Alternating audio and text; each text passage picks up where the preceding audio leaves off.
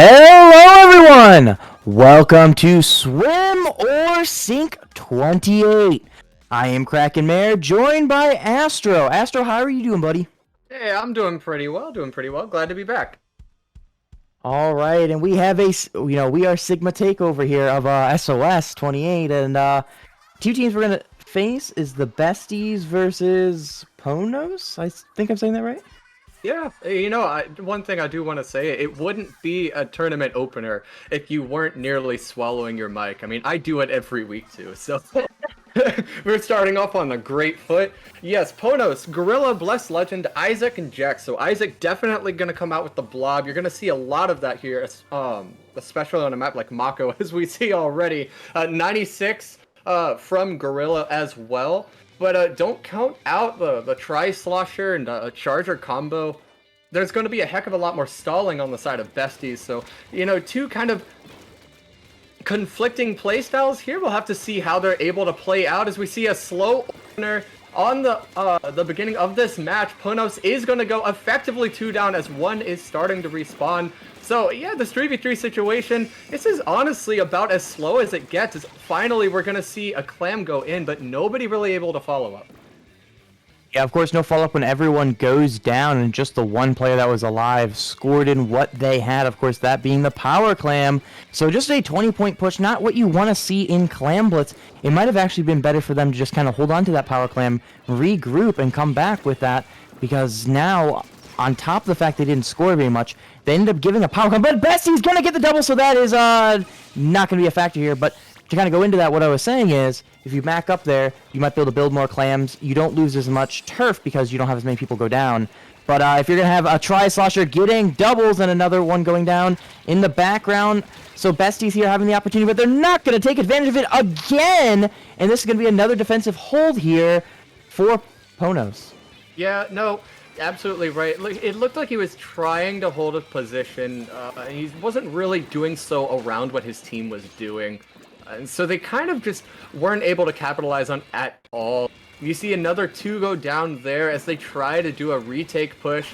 Possibly 3 down. Yes, it is going to be a 2 for 2 at the very end of that push. Again, just a single Power Clam in. I take that back. They do get a few in, but that's still a really small push.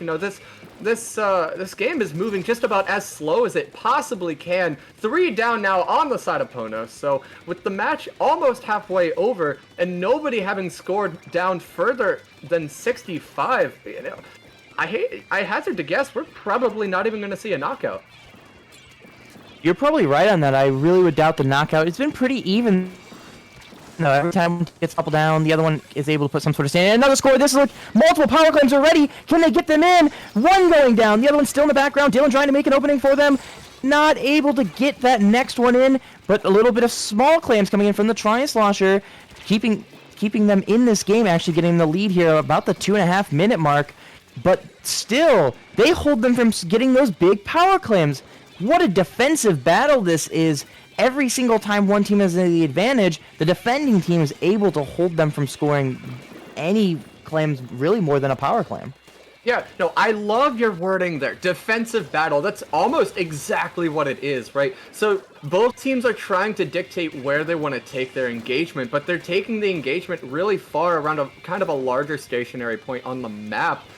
Because they both have weapons that are excellent at holding, right? So you've got the E-Leader on the one side, you've got the Blob at the other with just insane pain output and lots of pressure that it's really able to do so at a little bit of a quicker pace. It doesn't quite have to be as set up, but the E-Leader nonetheless is going to be a really strong pick because it's able to deny, just with 1 frame kill time, huge areas of the map. So for instance right there, if he had been able to hit that shot right there, suddenly that whole right side of the map would have looked completely different during that engagement. He is going to have to fall back, however. They are going to save the Power Clam, but pretty much everybody has gone down on the side of Besties. This is going to allow Ponos to possibly start putting a push together, but they're not quite ready just yet. The missiles are coming out. This means it's time to push in, but the missiles were just a tad early, so they're not going to be able to capitalize on them. One is actually going to go down on the side of Ponos, so they're putting together an amazing hold and another beautiful pick, a by Lilim. Is it going to be enough to seal the deal in this game? They put another power clam in. The bomb rush is coming out. So whoever is on the side trying to put a pincer and a hold on this push is going to have to back up for just a few seconds. That allows them to put some more points on the board. Way down to 13. Is this going to be the push that wins the game? They finally clean up and get the last pick that it is going to keep them alive, but they have to put a lot of points on the board themselves in order to play catch up here. Yeah, just 20 seconds remaining, plus potentially 20 seconds overtime if they don't score, and a power clam could be extended by a little bit more than that. But, you know, Jax here going to push up with the Flingza, getting one! That E-leader goes down. That's the big defense for Besties, but a good play from the Tri-Slosher, getting those burst bombs down. And oh no, excuse me, that is the Splash, not the Tri-Slosher. Of course, both of them having the burst bombs, and I think that is going to be a good defensive hold. And yes, the Splash taking down 3 people rushing in, and this game will be going to the Besties. Yeah, dead and sealed. Besties taking game 1. You know, if that match was any indicator of what we're going to see for the next bit of this set, we're going to have some really slow matches. These teams are going to have to try to figure out ways to play around all the holding power. As we see the E-leader just taking enormous areas of the map, and the Blob just putting out enormous amounts of paint and pressure with those 7 bomb rushes. I mean, it's really hard to fight against that if you're an aggro playing on a team. You might have to shift to a more support-heavy comp. You might have to try to shift around how you play every map, because you're likely only going to get 1 or 2 good pushes in. Yeah, and you're really right about that, how defensive this was. It also shows both teams are pretty well even. Like, that's one of the big things about it. When you have defensive matches like this, that shows that both teams are pretty evenly matched. You know, both teams are not allowing them to get past what is most important at them. They're able to hold in those key defensive positions. Of course, with Calambus, it's really just about the basket. But with something like Rainmaker in Starfish main stage that we're going to see here in just a moment, you know, it's going to be something like holding snipe, etc. One thing I want to point out, though, before Besties got that big push, I think they had a missed opportunity there. They had 2 power clams ready, and they had 3 members down with the 1 retreating. They didn't score. I was sitting here in the background while you were talking, like, oh my god, they just had a big opportunity to score at least 23 points, but they managed to hold the ball and find a better position for that after learning from their first mistake, which, you know, in that first push they actually only scored the 1 power clam. So at least if they were going to hold the power clam there, they made the smart decision to wait until their team, and they found that opening there given by that Tri-Slosher. But yes, Rainmaker Starfish main stage. What do you think the key position is on this one, Astro? Well, it's really hard to play defensively in Rainmaker without Array, right? We're going to see that come out. I don't know. Both teams are going to have to make some serious adjustments. What we just saw in our last match, it just might not even come to play. I feel like we're going to see Isaac once again on that blob, so we're not going to see too many differences there, but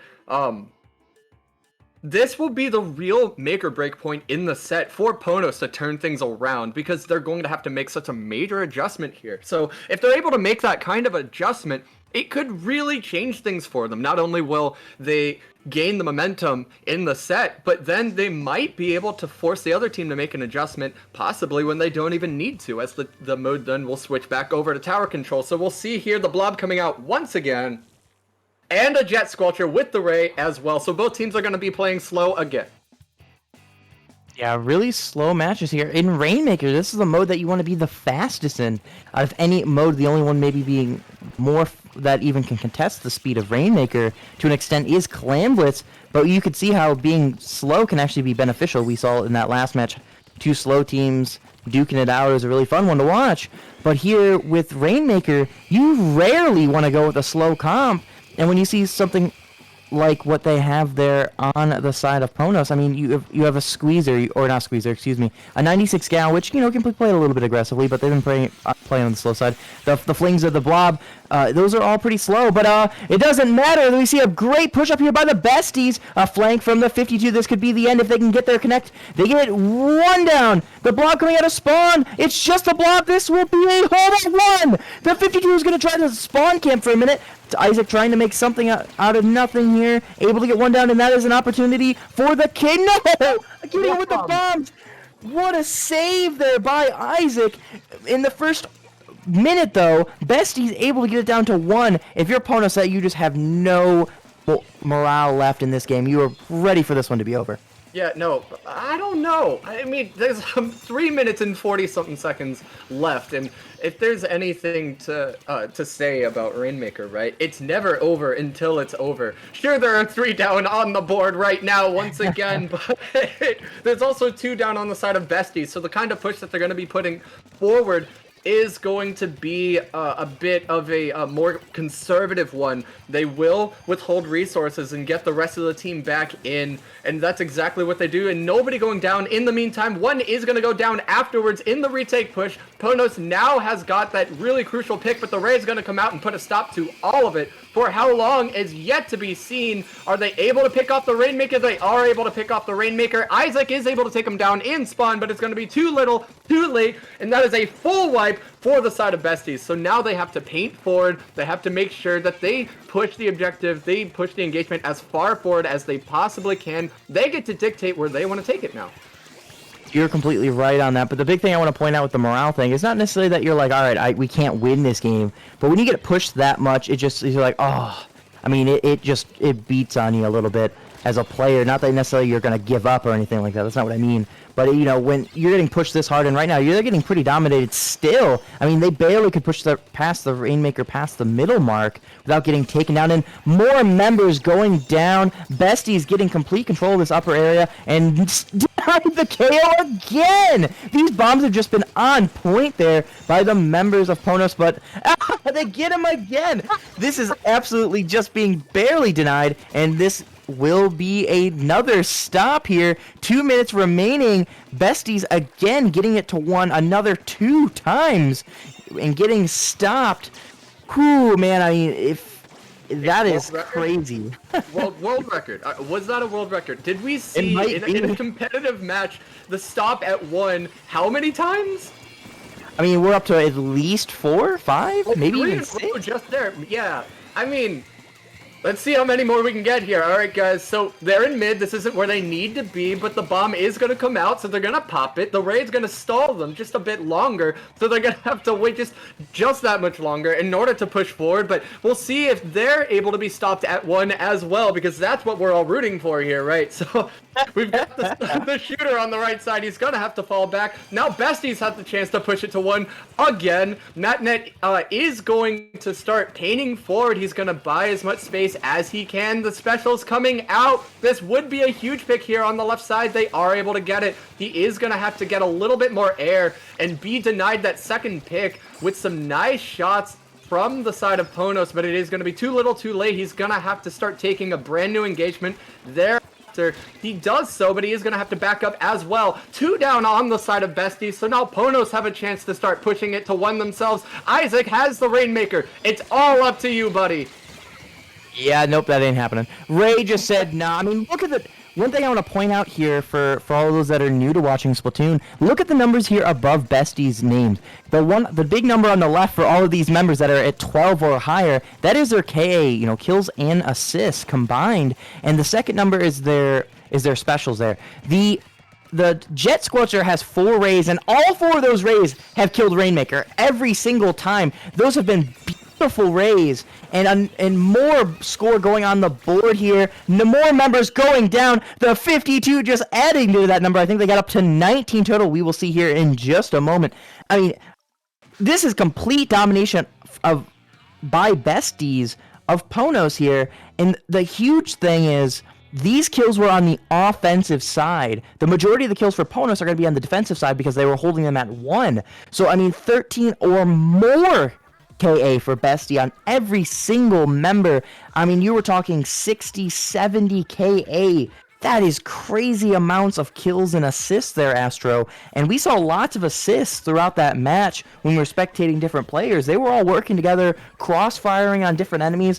They really should have KO'd about 5 times there. Almost put up a fierce fight, but unfortunately for them, they weren't able to put on a push themselves that was able to make all that much progress. They would be able to win engagements in mid, but as far as pushing beyond that, they just were never able to get set up, never able to start dictating where they want to take their engagements. That made the entire difference in that match. I do want to point out we also have some other set results so far. So Madhouse has taken game 1 off good Meowning as well in our group number 3. Non-Soup, let me refresh here, are still going at it, and Fatman 363 are once again going to be seen in round 2, so with the bye, we'll see them then. But yeah, the 0-2 that Ponos find themselves in, we've all been there, and the amount of reverse sweeps that we've seen, in comp, these teams are really evenly matched, like you said earlier. I would not count a reverse sweep out. Oh yeah, you're definitely right. You can't ever count out a reverse sweep. If Ponos can play like they did in that Clam Blitz match, especially when we're getting into the 2 slower modes with tower control and splat zones, I really think their comp is going to be more beneficial than what Besties has been throwing out in the last 2, even though Besties, of course, won the last 2. I think their comp is really built for tower control and really built for splat zones. So I wouldn't be surprised here if they can especially take these next 2 games and we see really similar comp coming out from Ponos. You know, they're going to bring out the blah blah, but they're going to bring out the 96, but they are going to bring a little bit more speed with that Nautilus coming out, Astro. Yeah, no, that's going to be a really big game changer. We'll see how it affects the pace of the match. You know, they're going to have to deal with a blob as well, but yeah, that Nautilus coming out is going to make all the difference. Now they have a charger as well, as opposed to an E-leader. That's going to make a very large difference as well in the engagements. It's got that much faster charge time. It's very effective against things like Splatlings, but you also have to understand that it's going to struggle quite a bit in the current meta. You know, armor basically just dictates that the one thing that Charger is amazing at, which is getting one frame kills that just buy entire areas of the map at one. Ooh, and a nice pick. Ponos putting something together here early on. Another jet pick almost happening in the spawn yet again. They are going to hold off this right side. Are they able to get the pick again? Jack's doing amazing work. They are 2 down, so he's going to have to fall back, but his team is going to push it all the way to 57. Nonetheless, that is a nice comeback push to get right back in this set. Yeah, I mean, a really good start through the first minute here. Besties were on the back foot for quite a while. Great jet work there by Jax, able to push up quite a far way into their spawn, forcing one to jump out and getting one. And that's exactly what you want to do to help your team clear that first checkpoint. And it looks like in response, so Bestie's going to try to do something, but unable to do so. That was an enormous trade. That was far larger than you guys might have thought at home, because he was able to take out that special, that bomb rush, before it really came out. Now that would have bought an entire side of the map, and they would have forced Ponos to have to work around a whole different side of the map for their engagements. Now they get to dictate where they want to take it. They're going to push forward and push up. And that is what they're going to do. So they're going to dictate it to happen around this ledge here in street. The flanker is going to come out to try to change things, but that's going to be denied. They're going to hop right back on tower and try to stall as long as they possibly can, get just a few more points on the board. At this point, I would say jump out. Yes, he tries to, but he is going to be picked off nonetheless. He did the right thing, but to no avail. Just sometimes that's just the unfortunate thing. You know, you're just a little bit too slow. It was, you know, trying to attempt the right thing, but you just can't get it quite fast enough, or, you know, you don't have something like a little bit of quick super jump to help you out there. I don't know if they do or not without looking at their kit. But hey, you know what? Doesn't matter. Right now, Besties is able to get past this first checkpoint. Trying to get to that second checkpoint. They're going to not be able to. 3 members go down. Bestie here. Bestie 1, excuse me, being smart, trying to hold that bridge. Bridge, of course, being the key position of this map. Doing everything they can to hold it as long as possible. But their teammate not going to get there fast enough, so the pincer makes Bestie 1 jump out. But he almost gets that pick there. Yeah, you saw during their push, the moment that Inkling came out, and it was above that ledge, and had a lot of space, it was so high up that he just knew, oh, I'm not going to be able to take that engagement at all. That is just an instant death if I try to do so. So you saw him just immediately back up. Unfortunately, that left the rest of his team in a 4v3, and they all went down. So now they have to try to figure out how they're going to push forward if that Inkjet's going to be coming out on that side of the map. Really, you're going to be the one player that can deny this lead. The Inkjet getting him. They deny the lead anyway. One number comes out of nowhere. I think it was Isaac on the blob, able to stop that lead. They tied. And with a minute 15 remaining, this tower is going backwards. Bestie denied the lead by Isaac.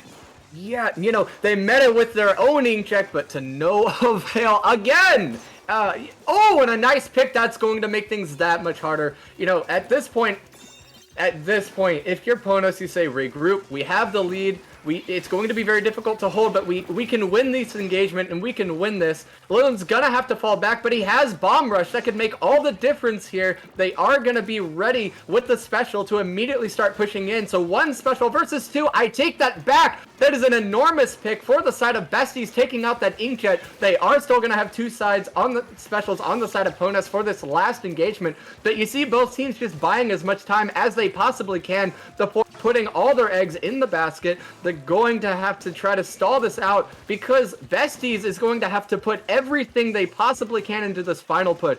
So they're waiting till these final few seconds, getting as much special as they possibly can, possibly waiting for armor, but they might not be able to have it. The armor is going to come out now. The splashdown is ready as well for something clutch. They are going to get on tower as a result. They might have waited just a little bit too long though, because they're ready on tower. They're able to just hop on it themselves, and that is a really big comeback win for Ponos. It really is. It gives them a little bit of a pulse in this set as they kind of went into this one. The weapon comp is really great for tower control, what Ponos has been bringing out here, and it really paid off. And I think the switch over to Nautilus really paid off as well. That Inkjet came in clutch many times there in that set. But, you know, really, I think the key thing is they were so many specials ready for Ponos at the end. They had the bomb rush ready. That there can completely deny tower at the end of a game. You really can't do too much. Once a couple suction bombs are on the tower, you're pretty done. And with the specials coming out from Besties a little bit too late and not focused on the right people, maybe because they didn't know where they were. You know, of course, Isaac was off to the side, waiting with their special. We kind of saw that there towards the end. You know, they didn't get all the people they needed to. Then Ponos, with their specials, countered Besties and took them all out. And we're going to be heading into a Game 4 on Splatzone's Pavilion, Astro.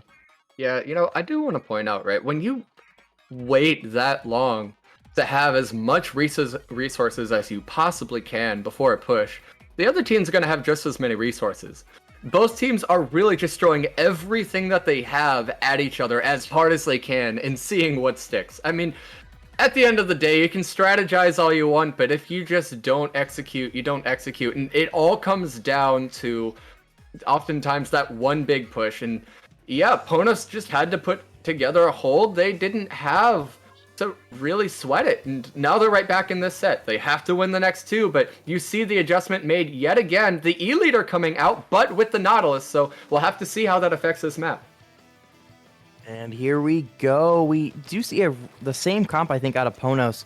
Besties, I think, pretty much the same thing. Big thing being the E-leader. E-leader great at putting down paint, Astro. We have seen that ourselves, you know, with different players over the time. We've seen them put down E-leader in tons of paint. And yeah, I'm really excited to see how that's going to work in this comp. For sure. The Booyah coming out, though, that's going to force somebody to have to jump out. So that's going to buy enough space for them to start pushing up and following through on this push. And that's going to give Besties the opener. But they are going to start jumping back just to start saving resources because they know it's a long match ahead of them. They're going to let them waste their specials because they're popping them so far back right now. Ponos is just popping them a little prematurely. The Blob is going to try to buy as much space as they possibly can, but they only have to put a hold on zone. Now 2 are going to start pushing in around the side. Now that's going to be the pick that allows Ponos to finally get right back in this game after that hard opener for them. But they are going to have to back up themselves as well because up the top side of the map, they're you know, they're not going to have the the upper hand in that engagement either.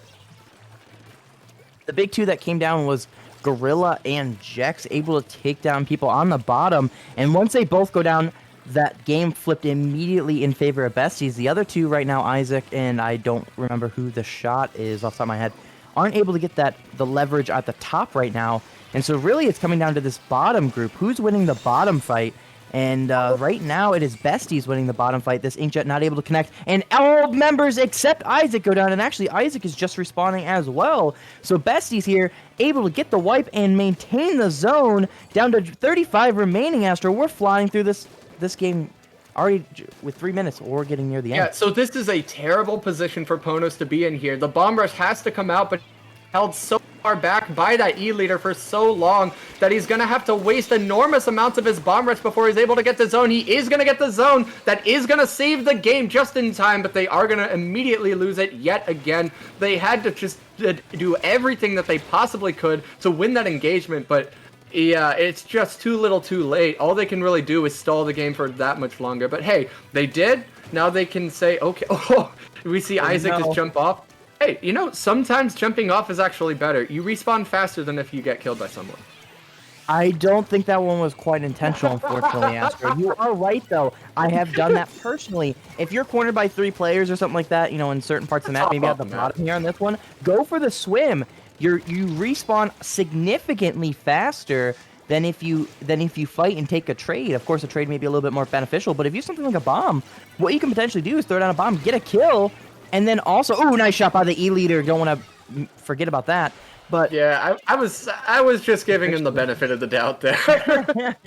No, but seriously, throw down a bomb, you can get a kill, and if you take a swim, you actually win that engagement, even though you died as well. Yeah, no, they are popping Bomb Rush on the top side here, but that is going to open up the bottom side. He is going to go down as a result, and they waltz right back into zone. Besties with the upper hand with 1:35 left in the match. They get another pick, and they are just running away with this last match. Yeah, they absolutely are shredding right now. I really thought Ponos' comp would actually be really beneficial here, but they've not been able to hold both sides of the map. They're able to hold one or the other long enough to get the zone. But yeah, with 3 down, just in 96, the Gorillas played really well in this set, but it's not going to be enough to get this game. And Besties are going to move on to face Fat Men 363. And with that, this set is over. Yeah, I'm just going to touch up yet again on other set results currently. So Not went 3-0 against Soup, so our 6th seed is out as well. The Madhouse versus Good Meowning set is currently at 2-1, so we'll have to see how that develops, but those results will be with you guys soon, so don't go away, stay with us, we'll be right back. Before we go to break, though, we do want to give a little bit of shilling here. Yeah, personally, I'm going to go ahead and shout out Reef Rushdown. Mostly want to promote here that Reef Rushdown will be changing schedule. This week, you know, it will be on May 15th as planned, but we will be changing the time to 8 p.m. AEST. So unfortunately, I know a lot of you guys are NA watching right now, so it was previously NA could participate. It is changing. We mostly are just bringing that here just so we can highlight it this week that we have changed our schedule over at Reef Rushdown. For anyone that might be European, that is right around noon your time, 11 or noon, depending on if you're on the British Isles or if you are mainland. And so it is also now double elimination for our format. So it's going to run pretty quickly. And we have a new time, hopefully, that we see a lot more Oceania participation. We got a lot of feedback from the Oceania scene about that time zone is just going to be more beneficial to them. So, yeah, we appreciate all you NA folk that have been out in the past and those that have commentated, cough, cough, Astro. And, you know, I will see you all at 4 a.m. my time, or sorry, excuse me, 6 a.m. my time. I'm going to get up at 4 a.m. my time. I'm not going to be awake. Heck no. I'm going to be sleeping. Yeah, we are going to take a break, though. While we wait for our next set, we'll be right back with more SOS 28.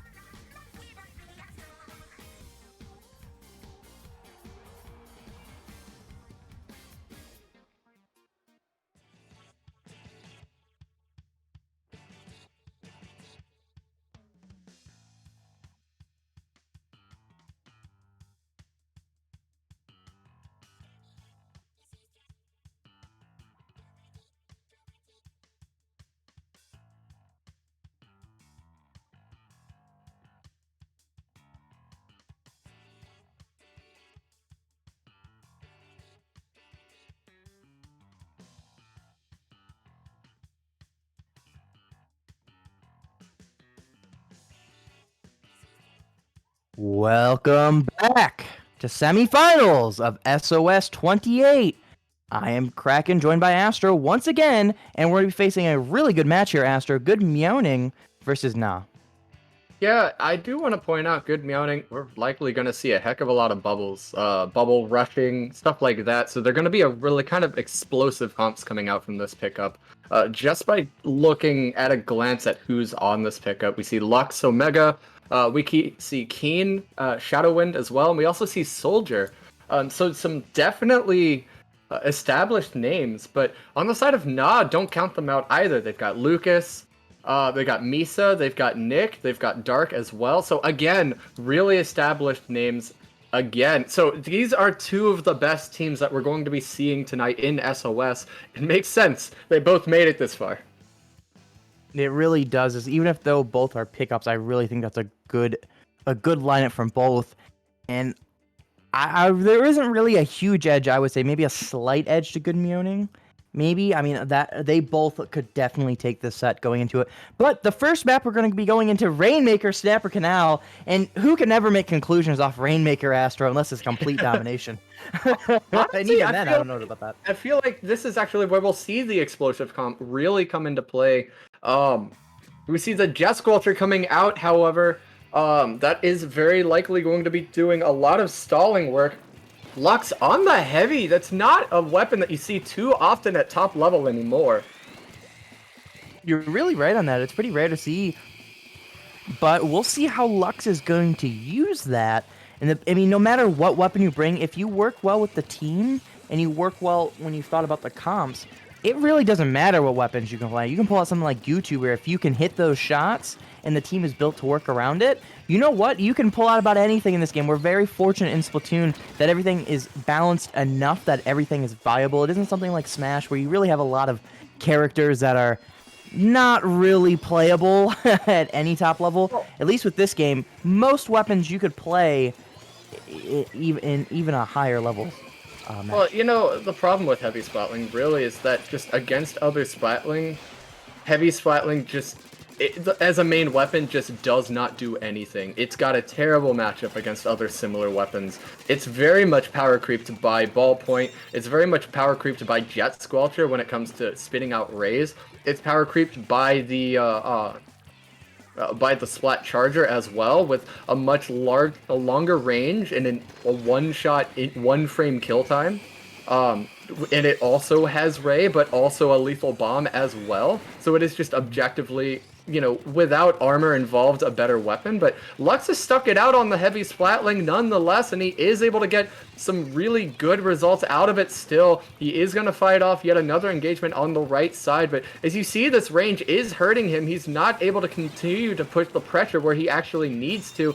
He is going to have to get the cleanup pick there with his teammate. Now, that is a really good pick, an important one.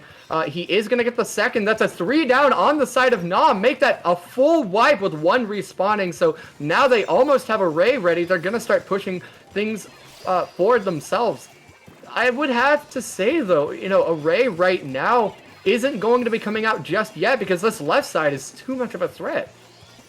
You're right on that. You know, I kind of want to point out, Heavy is very much a jack of all trades, master of none, because you're going through everything that it could master, and it masters none of it. But the Ray, really great on Dark there. Great job by Lux, unable to get the kill. But the big thing that matters here is it stopped Nas Ray from coming out and forced the 3 players in a 3v3 situation to have to win that fight.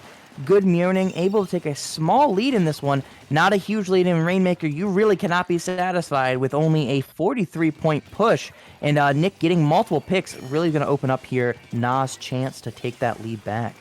Yeah, no, you see here, Nick here actually entirely focused on this engagement on the left side. He didn't even stop to glance at the rest of the team on the board. They just knew that this is exactly where they needed to get the pick, and that's exactly what they do. But the Ray is going to come out, and it is going to put a stop to this push. They're going to stop them in their tracks. So now they has to back up, say, oh no, I don't want to die to this pop. I've got to get out of here. The missile's coming out. This is just not a good place for me to be. He is going to once again have to back up because Keen is going to dictate that he says so. So now the middle of the map is where the engagements are going to start happening. They're able to paint out the middle of the map. Good Meowning is, but the Ray is going to force them to move yet again. It looks like Keen is likely going to go down here. Yes, he is. All he had to do was follow up, and Dark on the Ray is going to get the pick with the assist on that push, and now they're going to start pushing up. This is where the explosiveness really comes into play sometimes in Rainmaker, as we see the backline pushing all the way into the spawn, actually, but they are going to put a stop at 60. Nick trying to be sneaky here, able to get one more point. Keen with the shot saying, no, you tried, Nick, but not this time. The minute remaining, Keen gonna go ahead and smartly jump in the water, resets the Rainmaker, and with this one, the starting position of the Rainmaker is a terrible location. It takes a few seconds to get up that wall, and it allows the opponent, just like that, what Omega did, played it perfectly. That's textbook. What you want to do there, if you are Omega, is wait for them to grab the Rainmaker. It's going to take them a little bit of time to drop down, and then just cut them off, get the quick kill. And, but he's behind the Rainmaker. Oh, and he's going to go down as well. Are they able to... Oh, they get the stop at 1 point. 19 seconds left to go in the match. Good Meowning is going to get the puck, but they have to get the picks here. If they don't get the picks, then it looks like Na are going to be able to pick it up themselves. The Ray is going to come out, but it might be too little too late, because Good Meowning is just going to pick up the Rainmaker and run all the way back into spawn, and they are going to hold it for the entire rest of the game. That is a close one, but not that last push just wasn't quite enough. The big thing is they tied it. You know, it was hard to see. It was really brief. They tied the score right as it, because you could see it after the kill. You could see the Rainmaker locations a little bit shifted off to the left. The right side, in favor from where the score was. That's a signal that they actually tied the score. And so, because of Splatoon rules, first team to get to a certain point value always maintains the lead at that point value, and the other team goes back a point. You see it a lot in Clambless. I think that's where it's most significant too. You know, something like Rainmaker, usually those tie situations don't matter unless it's at 1 point. But seeing it at, 43 points? I mean, that's a really small scoring game of Rainmaker. You rarely see a game with only 40 points scored. And I would say that was a pretty even match, Astro. Yeah, no, that map is kind of interesting, right? Like, you have to kind of take the Rainmaker off in these really obtuse, weird routes. You know, you have to make a big route around the left side and buy a lot of time and take a lot of engagements on the way, or you have to make this really risky middle push, and that you can really only do in certain situations or like with a tent. But you know, even then, you are completely surrounded. If you push right down the middle there, you're just going to push yourself into a pincer every single time. They're just going to collapse on you. And we saw that come into play in that match as well. You could push it around the right side, but that's such a small little choke point that it's not particularly viable all the time. And yeah, that map, you know, if there's any map that we're going to see a low-scoring Rainmaker game on, let it not be Blackbelly. Yeah, I mean, there isn't many maps that are low scoring, and a lot of them aren't in competitive. You see a lot of things like Schellendorf. You don't play Schellendorf, or not Schellendorf, excuse me. Gobi Arena, that's what I'm thinking of. I said Schellendorf, but I meant Gobi Arena. Gobi Arena is one that you don't get past the choke point 9 games out of 10. So it's a really low scoring one. So a lot of maps in comp are very high scoring for Rainmaker, and a lot of people like that because that's kind of the fun of Rainmaker. But it doesn't matter now. We are going into tower. We are in tower control. Anchovy Games. Lux and the rest of their crew pushing up as quickly as possible. The Inkjet, though, going to try to stall them out. The Ray going to stall them out. Missiles coming out in response, but it wasn't at the Ray. I think it was over here to the left side, and I think that's a big miss by the missiler of Good Meowning. Yeah, no, for sure. That is going to result in a death on the side of Na, though, with that Booyah. But it, you know, this stall in the center, nobody's really won an engagement for very long in the center of the map, and we're, what, a full minute in already? Yeah, we finally see a good engagement victory. I would say a 1v4 situation here for Na. I would say that's a victory, and we see multiple members going on the plat, and the heavy is far back, so this is probably going to be a situation where we get past the first checkpoint pretty easily here, for Nah. And look at the, I mean, look at this positioning on the plat. They have complete control of this plat. Though 2 members go down, so I don't think they're going to get much further than this checkpoint. But getting past that first checkpoint can be difficult at times if you can't control that plat. So getting that past the first checkpoint on your first attempt to get past it is huge for Nah, and will set them up for a future push here, Astro, in these next 3 minutes.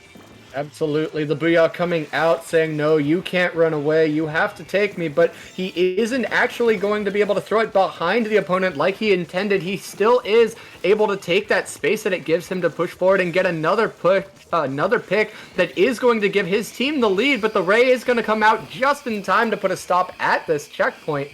Before they even get to it, actually. The missile's coming out as well. Lucas is going to go down, so that is a 3v3 situation on the board. Make that 3v2. Is Omega able to get this pick on Nick? No, Nick gets the cleanup pick, and the Charger gets a stop on the Charger, so they're able to stop it at 47. But, man, that was a really big moment in this match. Huge moment. You are right, Astro. Able to get past the first checkpoint and able to get that nice lead here. 53 points, not bad on this map. It's quite difficult to get past that second checkpoint. Ooh, so able a to huge get miss. To it. You're right, that huge miss. The team follows it up, though. That's what matters most here.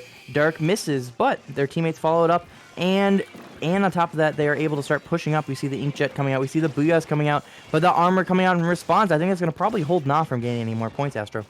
Well, you know, Shark isn't actually known for the Charger, so it makes sense, but as long as he's playing well with the team, that's all that matters. You know, the worst thing that you can possibly do on Charger is sit and spawn and do nothing, or sit too far back and do nothing just because you're safe. You know, you see it all the time, and unfortunately, it just leads to a lot of disconnect from the rest of your team, and you leave the whole rest of your team in a 3v4. It's no fun for anybody to be in, because now you have to get 4v1s, and oh my goodness, it's never fun. But we see Shadow get a nice pick. That's 2 down on the side of Nah, so good. Meowning can start pushing forward yet again. Omega trying to get on tower, but he's gonna almost fall off the map. I'm surprised he didn't get squished there. You can't really get squished by tower. I think there was a point you could kind of phase through the map, I think, at one point. That might be what you're thinking of. No, I've gotten squished by a tower. Maybe it's because I play slow weapons. I don't know. I've gotten squished by towers before. You kind of phase through it. Yeah. I don't know. Anyways, doesn't matter here. 45 seconds remaining. Good Meowning has complete control of this mid. As I'm saying that, there's a lot of pink going on the map, so I maybe said a little bit too early, and the 52 goes down. The shot goes down. Missiles coming out, though, but that isn't going to stall much. Nah, able to come around this corner. They have a couple members on plat. They're going to get delayed by smart bombs and a Booyah bomb, but I think that's a really early Booyah bomb, and it might cost them here from saving the lead. Oh, they just save it, and the members of Good Meowning are going to push up really quickly, and with armor, I think they're going to be able to hold for at least a short duration here, Astro. Yeah, a short duration, but Nah's right back on push yet again. They're pushing through. The Junior doing everything it can in this engagement. But remember, its main weapon isn't incredibly good. They are going to be stopped just in time. Good Meowning is going to hop right on top of the tower. Yeah, right there. They nearly lost that. You don't see this often. Missiles that were slightly too late? You know, that's a rarity. I hate to break it to you. And they were only just like, what a half a second too late, maybe, if not a full second. That's it. Usually you see missiles that are popped, 3-4 seconds too early, and for that reason, they're not really able to be capitalized on, and then you're giving the other team just free paint and free specials. In this case, it was just slightly too late, and you saw as a result the 2 members of the team thinking the missiles were behind them, just taking the engagement just slightly too early. They went down, and that put their backs against the wall. They were able to get the hold, but man, they nearly lost that one. They really did. And man, I mean, that game was it came down to 2 points, Astro. I mean, that's as close as you can get other than 1 point. I mean, so we've had a 1-point game, we've had a 2-point game. I would say Good Meowning had the advantage in that game. I definitely think the score didn't quite reflect that they were a little bit more dominant in that game than Nah. But Nah had their moments where they could have gotten that lead in just a little bit different play, just like that first game with the Rainmaker, where they were able to bring it Slow. within 1 point. That's huge. These games, one play, I would say, at couple different points, gives Good Meowning 2-0 instead of being 0-2 effectively. That's huge, Astro, and that's what I love about Splatoon sometimes so much.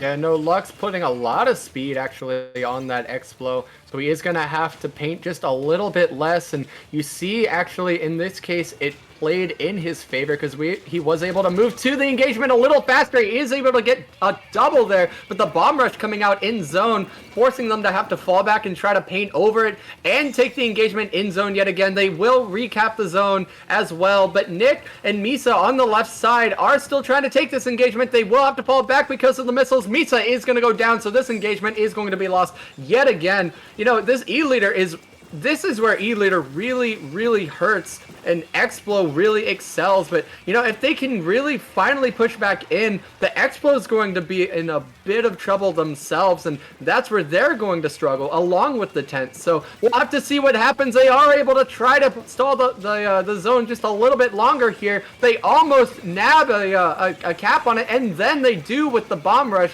So we'll have to see what happens. The engagement is still going on in the center of the map. The zone is going to be stalled again. The Explo is going to immediately recap it. The Junior trying to hold this left side, but he's going to say, nah, I'm jumping out. Great play here by Good Meowning. They knew they couldn't hold it with the bomb rushes and everything. Kind of fell back, waited for all those specials to expire, and then they pushed right back with a special, I think, of their own, and just winning a lot of 1v1s. And that's what you want to do, you know, if you are a team in any mode for that matter. If you can't, don't sacrifice all of your players to try to hold for a little bit longer when you're never going to have a shot to get it. You know what, take the penalty, or for something like tower, you know, take the tower going backwards for a little bit, or Rainmaker, you know, just kind of stalled for a while. You do any of that sort of stuff and then push back, you're going to gain more points than if you just keep trying to push it and force something when you don't have to. And great job here by Good Meowning, and you can see how dominant they are. We have so much of the kind of turquoisey color on the map. You can see it all the way from their plat to down below, and it's just hugely in their advantage. Right now, Nah doesn't even have the turf control to even have a chance to come back. Well, Nah is pushing into basically what is an entire holding comp. That's all that Good Meowning's comp is made to do. So they're pushing into essentially a brick wall of just paint and, well, also a literal wall. I mean, in that tent shield, you know, you can't really push through that thing. So, yeah, they're going to have their work cut out for them if they really want to make any push into mid really stick. But, you know, the moment that they do, this match is going to turn right around as they finally get that huge pick on that Explo that is going to open up their painting possibility just a little bit. The stall is going to come out in zone yet again, and Good Meowning is going to say, you know, we're not going to let you have control. We're still here. Yeah, the brick wall holds. It definitely had to get a little bit of repairs there for a moment, you know. They definitely lost a couple bricks, but they waited for those bricks to come back in. You know, the different players come back in. You know, the tent, for example, went down there for a moment. The Explo went down for a moment. You kind of highlighted that. And now look at this. Look at the paint coming back in their favor. But they have an opportunity with the tent down. There's going to be an opportunity for Nah. The bomb rush comes out. The players are rushing forward. They know it's urgent. If they don't cap it right here, it is GG's. And, oh, they neutralized it again. Oh, the Booyah's going to make that game over. And this set is over. 3-0 for Good Meowning. Man, the ending there was really close, but yeah, the brick wall of doom, I'm gonna call them that from now on, because that's exactly what they put on. There was just no way that Nah was really going to be able to push through that. Nick really struggling there, not able to win his engagements because, you know, it's very likely he was just really hard spaced out. Misa putting all the armors that he possibly can out, probably partially as a result of just the sheer amount of paint that Good Meowning was putting on the board, but yeah, it's hard to beat that on a map like Wahoo Splat Zones. It's rough, you know? It definitely is, Astro, and that was the only game that was really just a domination. That was definitely a domination. Good Meowning got that first engagement, and they really didn't look back that entire match. Yeah, at the moments, obviously, you lose the zone, But smartly, they just fell back to plat. They fell back below to the carousel, and then came right back up. Once they got those specials out of the way. So very well played. That zones was about as textbook as you can get without just completely dominating your opponent, especially with an opponent that had showed they can go toe to toe with you, even though they didn't get the victories. They were within 2 points in both games. Yeah, for sure. I also want to point out there that good Meowning with that really strong holding comp, they knew where they wanted to take the engagement, right? And so they didn't push too far forward where their comp wasn't going to excel. They took all their engagements exactly where they wanted to on that map, which is right around objective in the center. And so what they were doing was they were working with that holding power in the center of the map, and whichever side of the map that the other team really started pushing through, they would collapse on in a pincer. They would have people come in through the side on them because the folks trying to push through were essentially running into a brick wall. We see at the end there, it got real close because the tent went down, and that tent just being alive and buying eyes was super, super important to the win objective of what they were doing, but they were still able to just outpaint their opponents in the middle of the zone, and they had those booyahs to spare as well, right when they needed them. It was just... Yeah, they were gonna have to really figure something out.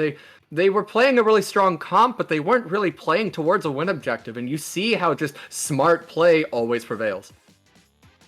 You're right. And speaking of smart play here, Triton are one of the college teams.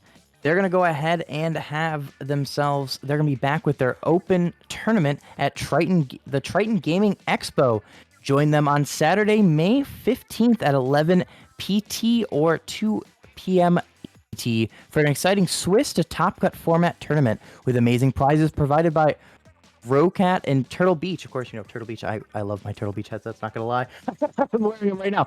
There's also a salmon run salmon run tournament hosted all weekend long with other tournaments, panels, Artist Alley. So be sure to join their Discord and sign up on their Smash.gg today. Both of those will be linked here in a moment. And those are some nice prizes. I might honestly actually have to join that one myself. Oh wait, I have to work. Dang, I really would join that one. I honestly, I'm sorry. I a little bit of a shill there, but I do love my Turtle Beach headsets. I mean, if you already got them.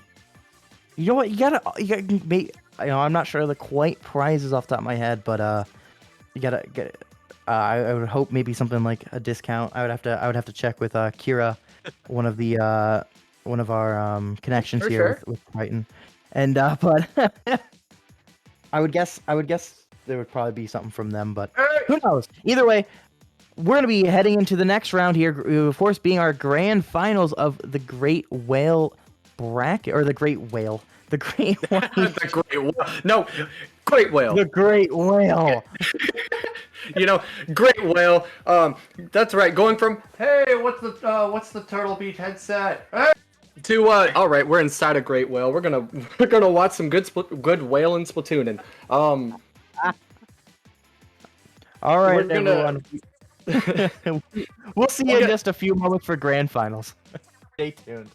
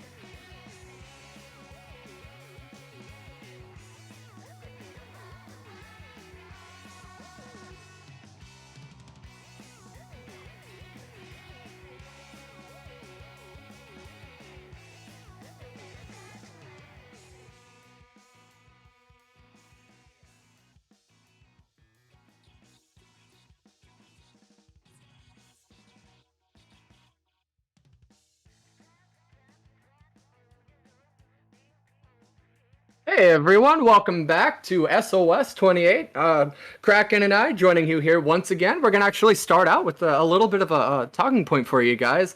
Before we jump right back into some Splatoon action, Squids Out of Water will be returning next weekend at 1 p.m. EDT to try some things out. The redemption bracket that was once single elim will now be a groups bracket for teams that are unfortunately enough going 0-2 in the main bracket. They will be trying out Turf War and Counter Picks this time as well. So things are really being shaken up over there. Go ahead and check things out and see how things go. You know, get your input in. Of course, input's always great. So definitely head to discord.io/squids out of water.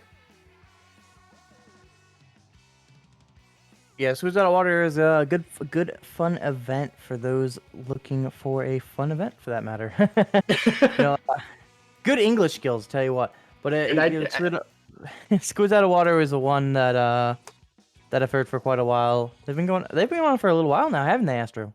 Yeah, and you know, the greatest thing about Squids Out of Water is you won't get swallowed by a whale, unlike SOS. So we're going to jump right back into that whale. But before we do, we have one last little point to talk to you about. Inkling Performance Labs still has its staff applications open. We're always looking for additions to our production and commentary teams, as well as tournament staff. If you're interested in helping out in these areas, please fill out the form. If you're interested in more than one area, you may fill out the form multiple times. That's okay. So head to iplabs.inc/help us if you're interested. Links already in chat. Yes, that being said, back into the whale we go. So, Fatman 363 versus Besties, from what we understand, is currently just finishing up. Fatman 363 won 3-2 against Besties, so we're going to be seeing a third place match between Besties and Nah. You know, Besties just put up a serious fight against the #1 seed in this tournament. That's nothing to scoff at. Nah might have, a little bit of a harder fight than they were really expecting. Yeah, there's definitely a tough fight there when you have to go 3-2. You know, we would have loved to have that one on stream. Unfortunately, we already had Besties on stream, so you know we kind of go to the other side of the bracket. We had a really good though for that quarterfinals match. That was a fun one to watch, though. So, well, you lose some, you win some. I'm really excited to see how this grand finals match is going to go. We've seen both of these teams now. We've seen how... Well, actually, no, we didn't see Fatman. That's right. No, we have not seen Fatman 363. But obviously, they are a solid number of players. We have, like, Gamer. I'm trying to remember what each of these players... more known names are of Fatman 363. But I'm not quite sure, Astro. Do you know any of them? Well, Gamer, honestly, I can't tell because they're probably not their usual player names. I mean, beats me, honestly. I have no clue. I don't really know, but we're gonna find out pretty soon. These are names that we're likely going to hear again. I do want to point out that Good Meowning has had a little bit of a smoother run through the bracket after losing a game to Madhouse, the 7th seed. They really picked things up and got things going in the second round, 3-0ing Nah, and just like forcing their way into grand finals. Fatman 360, they've only played in one set, but they only won it in a game 5 and a 3-2 against the 5th seed in this top cut here. So, Good Meowning might be, despite being the #2 seed, the favorite to win this. I'm getting message from one of our TOs that we have Domo, Axis Gamer, and Wally is the believed to be roster. So I think, give or take a player, I think that's pretty close here. So credit to them here. But we're gonna be going into the maps, looking at what we have map-wise. And we're going to Tower Control Starfish main stage. This is a good map mode to see how this map is gonna shape up, or how the set is gonna shape up, as it's all about holding those few key positions, and of course taking them from your opponent to be able to push up forward, get into their spawn. We kind of seen that really well in that quarterfinals game, Astro. Yeah, for sure. Tower Control, like I said, is a slower mode where the pace of the game is largely dictated by objective itself being so slow. So it takes away a lot of a team's ability to really start playing at their own pace. Now they have to play at the pace of the mode itself. That might not play into one team's favor. It might play into the other team's favor more than one, of course, as well.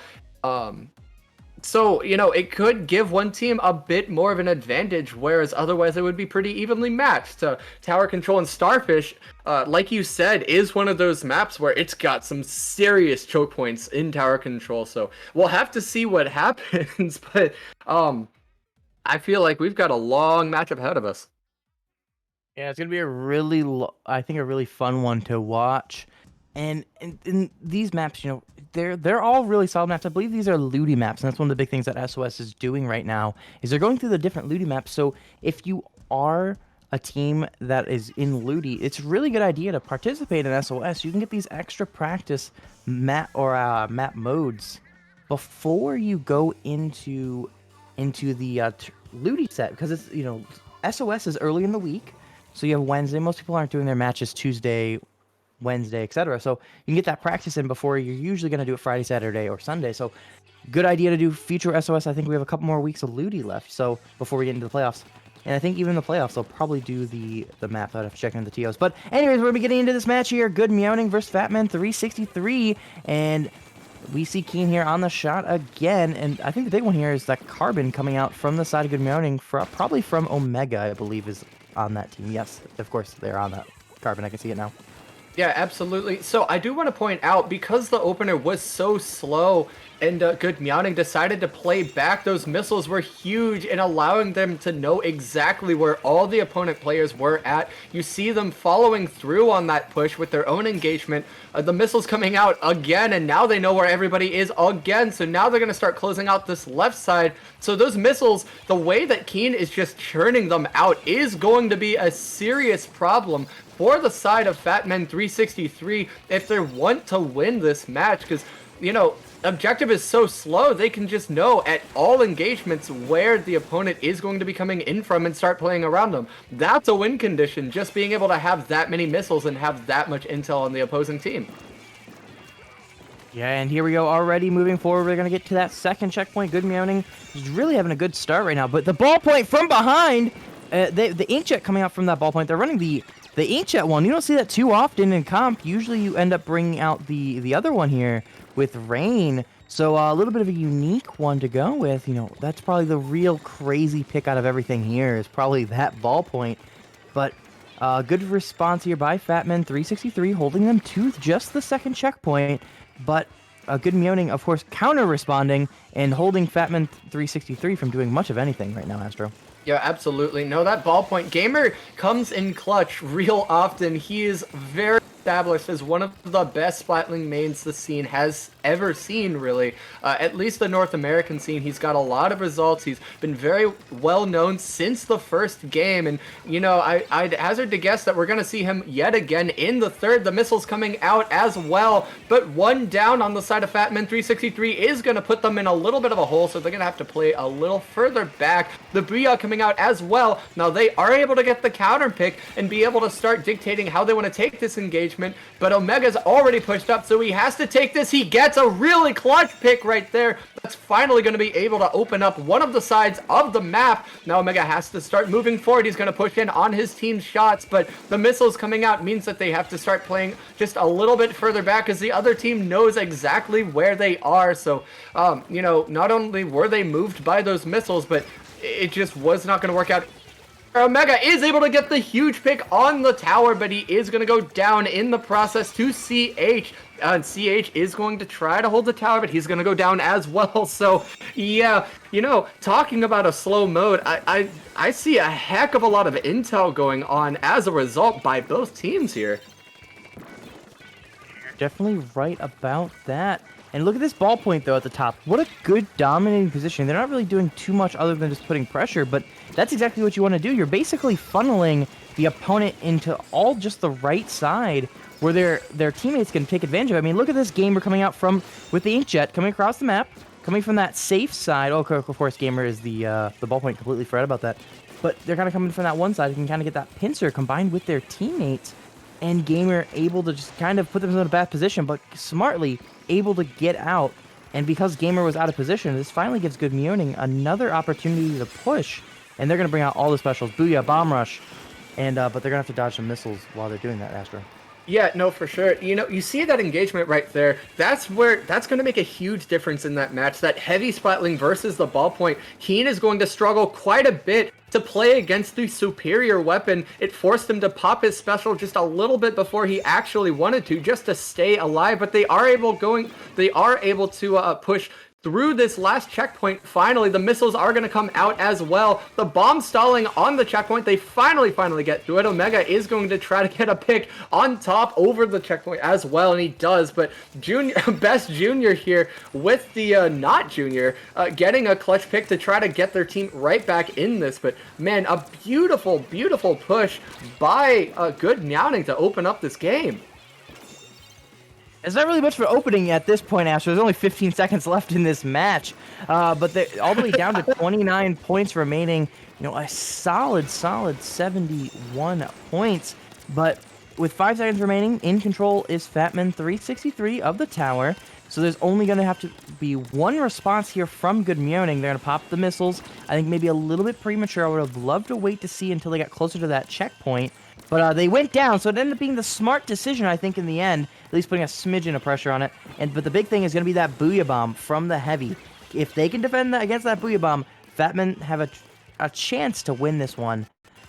Combined with Omega pushing up. And well, watch, if you see Omega's just waiting until the right time to pounce, you can give up a little bit of objective to start getting that pounce, and they are able to push right in on that Booyah after his 2 picks, and it is a perfect clean double into a nice hold. That's going to give the first match to Good Meowning.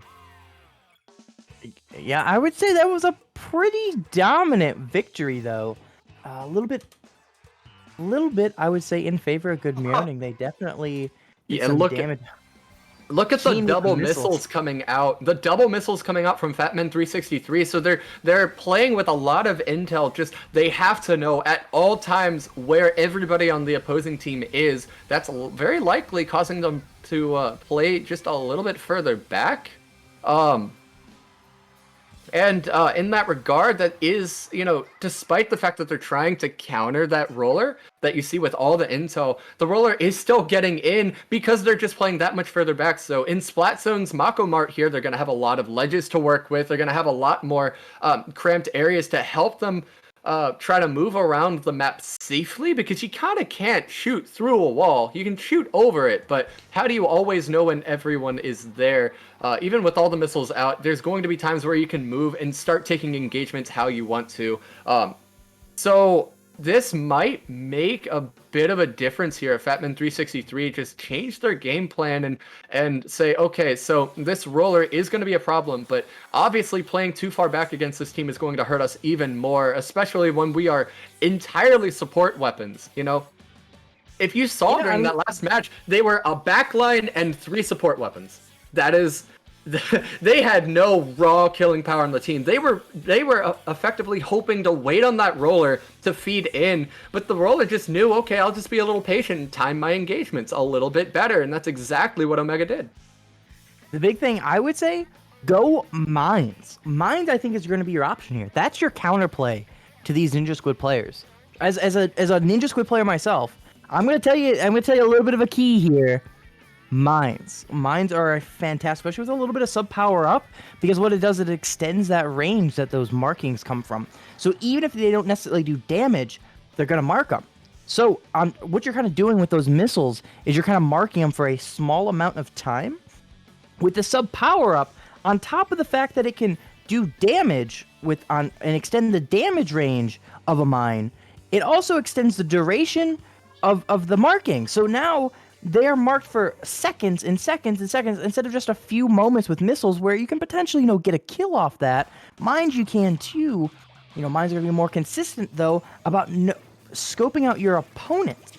And that's huge, and you can put it on these different flank locations and completely deny what Omega's trying to do in a lot of instances. Omega's a great player and is definitely going to overcome it to an extent. Those great players do find ways to overcome it.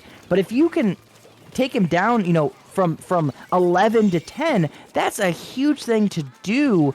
And I think with mines, if they play it smart here, which Fatman363 did not bring any mines, pointing out here, I think that's a very big missed opportunity here, Astro. Absolutely. Now, Lux knows that if he stays too close to this ledge for too long, he is going to go down. But he is going to put those shots on that are going to allow his teammates to start pushing through that left side and just buy a little bit more time. Now, the rain is going to come out. The armor is going to come out as well. So they're going to start pushing into the zone. But it looks like Axis is going to run right into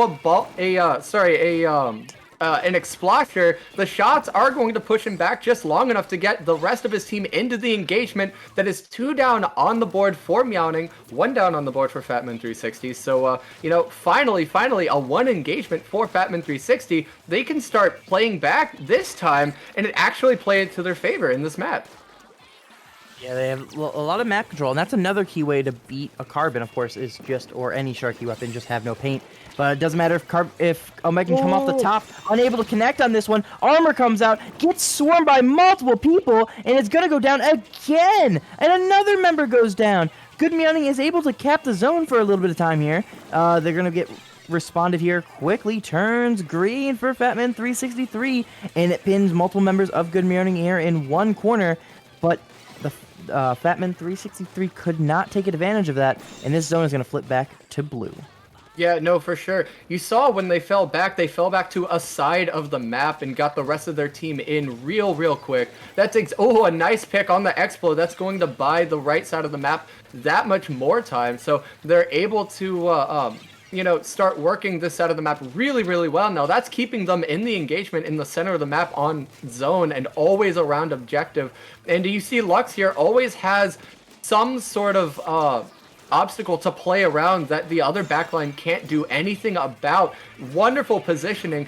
I feel like Fatman363, what they're going to need to do here is to really rush down that side of the map and start putting some real pressure on that Explo there to keep them from being able to work the side of the map that they're obviously going to excel at working from. Now we see the counter starting to tick down further in the center of the map on objective. Lux getting another nice pick there. He is going to rotate left. As a result, they are going to stall zone for just a little bit. The missiles coming out aren't going to help them too much, but Omega is going to die anyway in an engagement. That is 2 down, so finally Fatman363 are able to push right through into zone and clean up, but will they be able to follow through long enough to close them out of the side of the map that they really need to?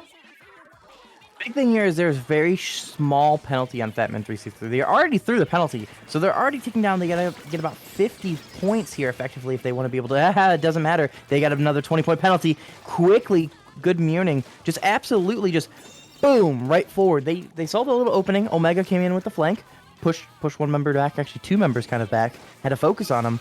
And the big thing is they got that penalty. That's a huge thing to do. That's 20 points. They have to eat through about 70 points combined with the penalty instead of only 50. And again, Good Meowning is able to at least hold for a little bit of time here, Astro. And getting another pick, going for 2, Omega just absolutely still doing a lot of damage here. Oh, and he is able to get the beacon as well. Now that's going to really hurt the other team and dictating their speed for just a few seconds. He gets the cleanup pick in zone. Is he able to get the quad? He does not get the quad. His teammate steals it, but nonetheless, they're going to pop the bomb rush in zone as Fatman363 now only have about 16 seconds left on the board to work with. They are able to stall zone, but will it be enough? Like I said earlier, the really big difference maker is they weren't able to really close off that side of the map that Good Meowning is working from on retake pushes. And as long as Good Meowning has that side of the map to work with, they are never going to lose those engagements unless somebody just makes a misplay. You see Omega doing some nice flank work on everybody trying to rush into the objective, and well, what are you supposed to do if you're the other team? You kind of have to. The match is now over. Man, Good Meowning 2-0. Yeah, they did quite well in that one as well. I mean, I think they really just have the weapon advantage across the board. You know, you talked about how Lux is absolutely shredding Gamer on the backline, and Gamer's not a bad player by no means. He's Lux excellent. just has the better weapon and better gameplay right now. You talked about, especially on that right, when Lux was on the right side facing Gamer, they were moving around those different objects. The big thing is Lux can shoot to the side and still do damage to Gamer. Gamer, if they don't have a line of sight on Lux, they can't do any damage, and we just seen Lux just absolutely win that backline fight. We see Omega winning the frontline fight, and then everyone else, you know, the other two in the middle there doing their job, kind of getting pain out and getting picks as needed. No, I want to point out that that's a really, really smart thing for Good Meowning to have done on that map.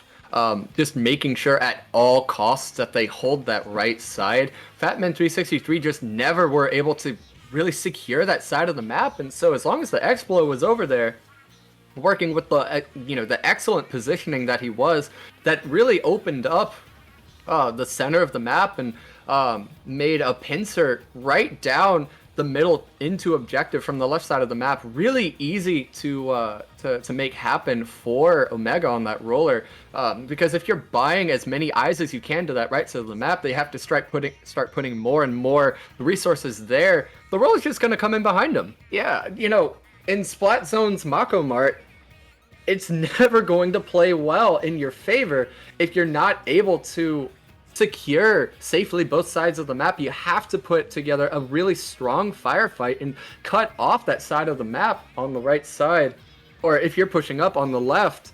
Otherwise, the other team just isn't. The other team's just never going to be out of contention for the objective. Completely right here, and big thing is, or we're gonna be going into a big map mode combination here that most people are pretty familiar with here, with Clan Blitz on the Reef. What do you think the key position on this map mode is, Astro? Well, okay, so, by, I guess, tradition, everybody seems to think the key position on that map is top of bridge. Well, I hate to break it to you, but, objective isn't in the center of the map in Clan Blitz.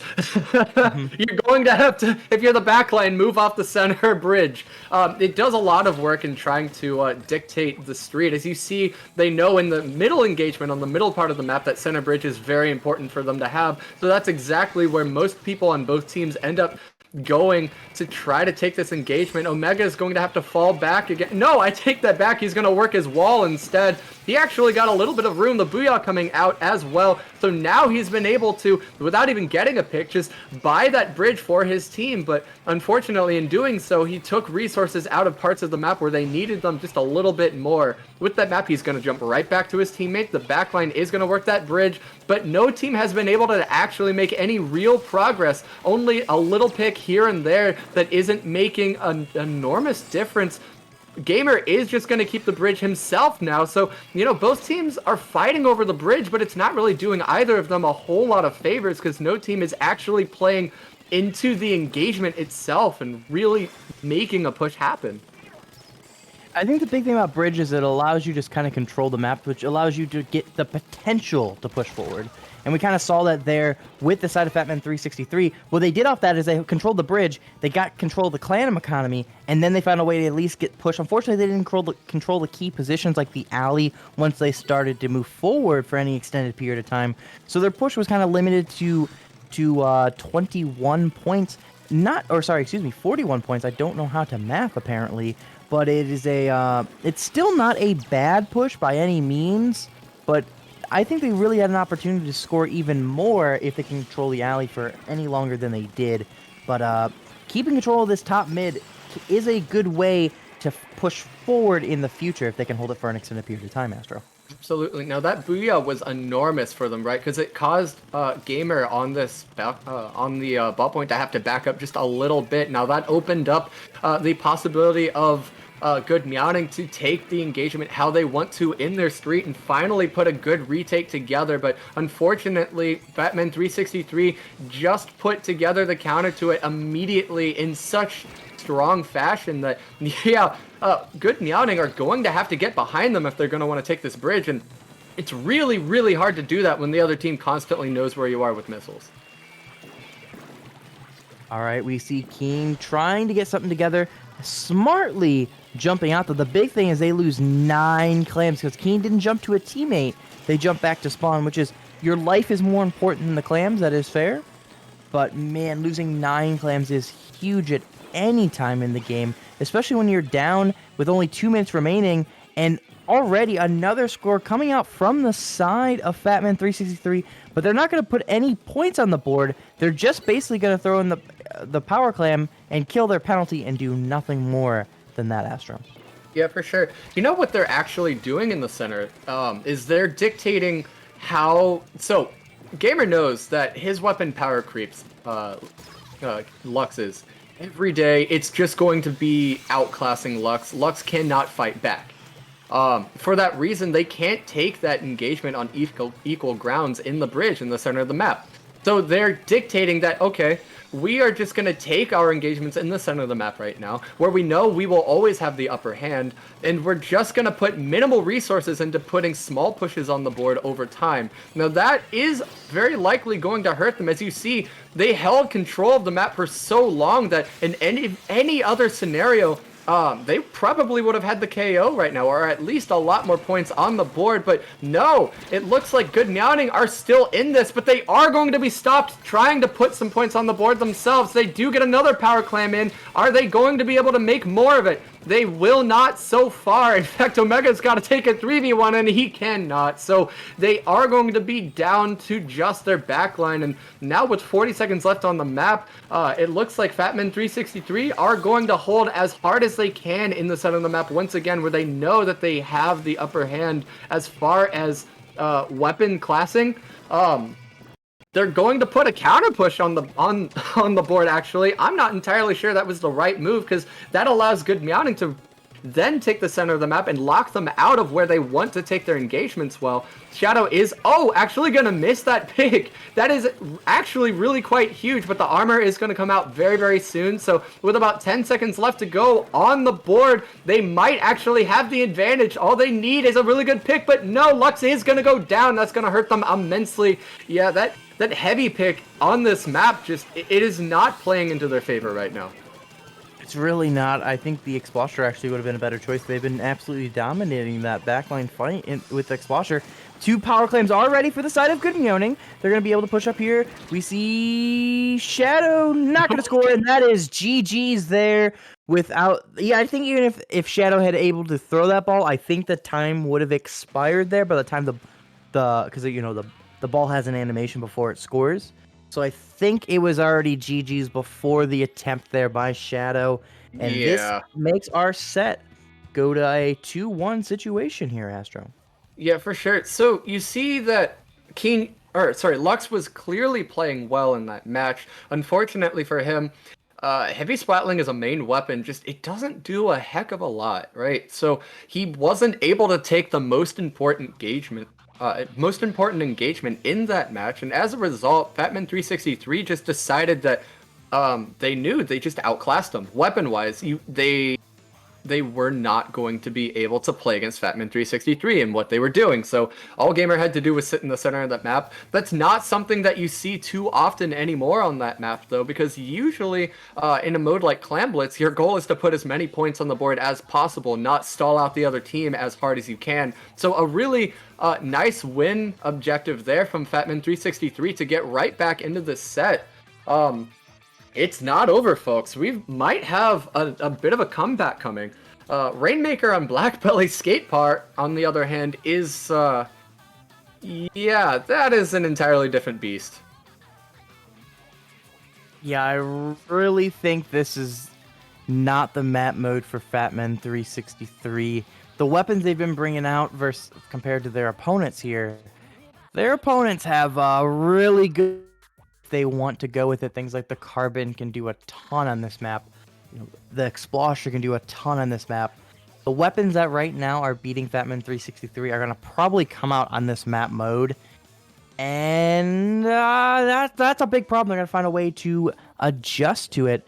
Maybe do something like a heavy painting comp, which they tried to bring out there in Splat Zone's Macomart. Didn't quite work. maybe change it up a little bit, something similar-ish to what they did. Maybe a little Paint, more killing power, something like a Tri-Slosher would be a good choice here. but paint can't be your only objective, right? So heavy paint is always a pro, but it's never going to be the best thing that you got. Yeah, as you see Gamer immediately switching to that race. So again, they're going to try to be working as much stalling as they can. Both teams actually working that Ray. I'm surprised actually. I know it's Rainmaker, and I know the Ray is super, super important, but having Slosher type weapons on your team, it's so common here for good reason. Tri-Slosher is incredible here. I'm so surprised absolutely nobody on either team actually went the weapon type that excels the most on this map mode. Yeah, so am I. I mean, it's huge on this map mode. Usually, I mean, what, 3, 4 sometimes, and here we have 0, not even 1. Last time I commentated, we had at least 1 on every single time this map mode came up. So surprisingly, seeing 0, it's a little bit different. But you know what? At least you don't have the disadvantage from either side from not picking it. The other team having it. And really, none of these players, from my knowledge, play sloshers too much. So it's not necessarily the greatest surprise, Astro. Yeah, even still, though, it's just so good here that I'm surprised nobody went try. If they're going to go some sort of armor weapon, like a Zap, for instance, I'm astounded.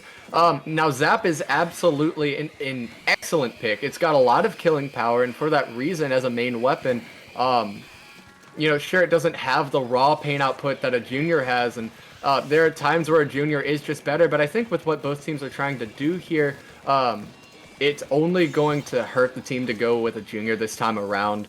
That being said, Batman363, I think, are actually going to have the upper hand here, because Keen is not going, or sorry, Lux is not going to have, a Ray nearly as often. Now that's going to make a scenario where holds are incredibly easy for Gamer with this Ray every single time he wants it to come out, because he's going to have a Ray every single time that the opponent does. You're definitely right on that. Gonna have the Ray as many times as the opponent have, and probably an extra 1 or 2 through the game.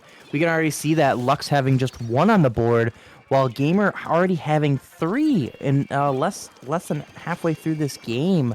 I've seen some Jets have a lot more than that at this point, but nonetheless, it is definitely proving the point you just made that Lux is just not going to have as many Rays as Gamer will have in those key positions as well. Most likely, Gamer will have that matching Ray to match Lux here, but this is going to be one of those few examples where that potentially may not happen, since Gamer just went down while Lux already has his Ray ready.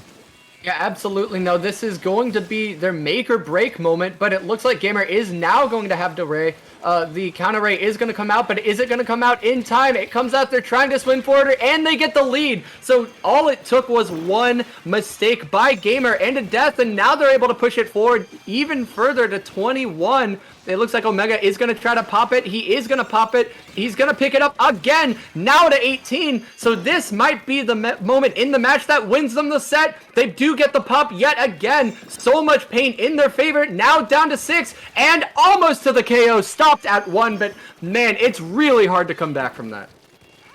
Down to 1, the 1-point meme. Oh, this opportunity to push. The one player tries to rush it and deny it, and this game is over. We're going to be going to 3-1 in this set.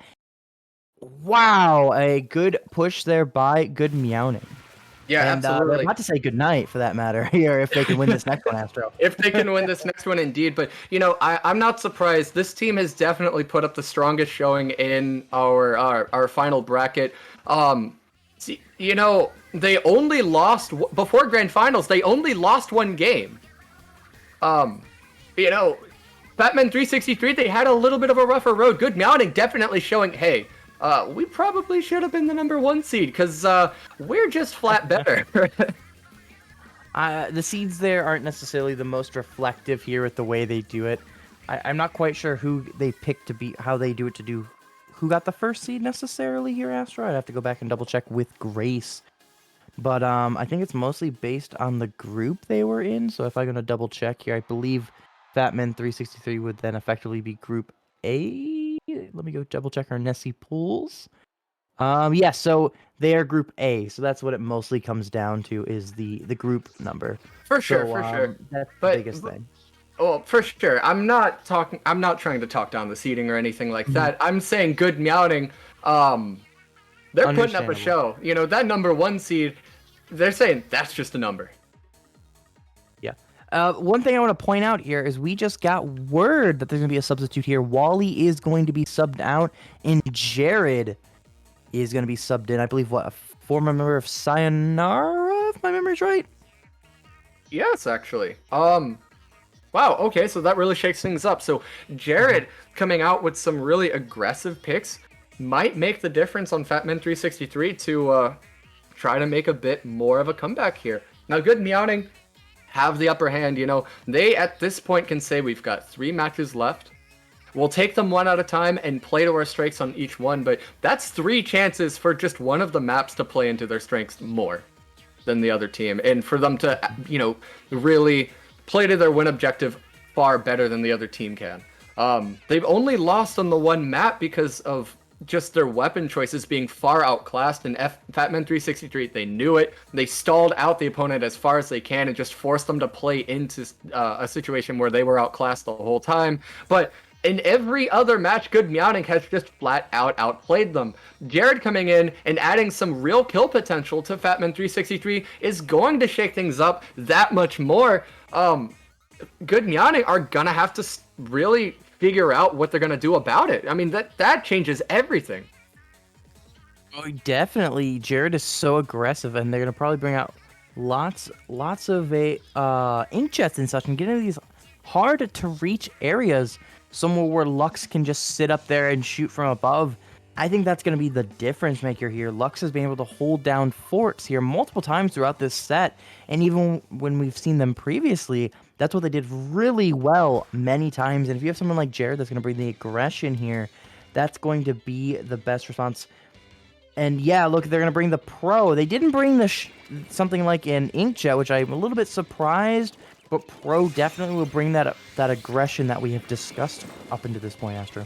Absolutely. Now, good Meowning are going to get their specials out immediately and play the opener really, really slowly. So they're actually going to be the ones playing back this time and allow Fatman 363 to have to play into what they're doing. Shadow's not going to take this engagement. He's going to back out until he gets a little bit of help from his team, but Lux is going to be forced out of the engagement. That's going to change things up. Now, Omega is going to come in. He might make the difference. He has kill power, but no, he is going to go down. Keen has to get this pick, and he is only going to get a trade. So, you know, neither team can really put very many resources on the board yet. Will they be able to push past this first checkpoint? Yes, they do. They do indeed. And oh, but they will go down to a bomb. A Booyah coming out in response. They're going to get just a few more points on the board before they have to get off and back up. Retake this engagement. They are able to take one out in mid. So effectively a 4v3 on the board. Make that a 4v2. Man, good Meowning are putting up a heck of a show. Axis and Gamer are forced to back right up. The Booyah is going to come out very, very soon. They are going to stall the checkpoint that much longer for the ballpoint to come out, but it is not going to hurt them in the slightest. They push right through the second checkpoint. A dominant showing so far from the side of good Meowning, and another pick on the right side, very possibly. No, he actually goes down. This might be the moment where the game is saved. Now Omega's going to sit on the tower. He knows he's going to go down, but he's just going to get as many points as he can. But wow, what an amazing push from the side of good Meowning. You know, with tower control too, those few extra points are super important. Something like Rainmaker, you know, you can kind of always have that comeback. And tower control, it's a lot harder to go farther in the majority of maps. And something like getting to 14 versus 18 can definitely make or break a team. And we see Jared going to try to counter, though. They're going to go for one. With their teammates, able to get one, but it cost them their life. But in response, the shot gets that person as well. Yeah, so that was actually a bait right there. So he knew that Gamer was going to punish him trying to go for the jump, but what that was, it was opening up the side for his opponent to come in and get that clean pick on Gamer as a result. Now Gamer is going to continue to pushing up here, though. And they are going to push through the second checkpoint themselves. This changes everything, but the Booyah is still on the side of good Meowning, so they just need a time when they want to do it. Booyah coming out from Fatman363. Will they be able to get any picks off of it? They will not. The Booyah coming out to try to stall things as much as they can. Jared is going to go down. That is an enormous stop for the side of Good Meowning. You know, they decided, all right, you know what? The other team, they already have a lot of points on the board. Let's just time this exactly to our favor. Let them get a few more points because we're going to hold the lead and put it right back in mid, because the moment that second checkpoint was gone, they knew, let's not rush this, you know? But you're definitely right. I mean, that was a great counter push, though, by Fatman363. That's amazing when you can respond that way. Finally able to do so, and we see two members going down from Good Meowning. Fatman363 having another opportunity to push forward. About a minute and a half remaining. Bomb Rush is ready. Rain's ready. We're nearing armor and the Booyah Bomb from the Pro by the time they get towards the third checkpoint. They're going to have multiple specials ready, and because Good Meowning's just respawning, they're only going to just have armor ready, I believe, here, Astro, and the Booyah Bomb.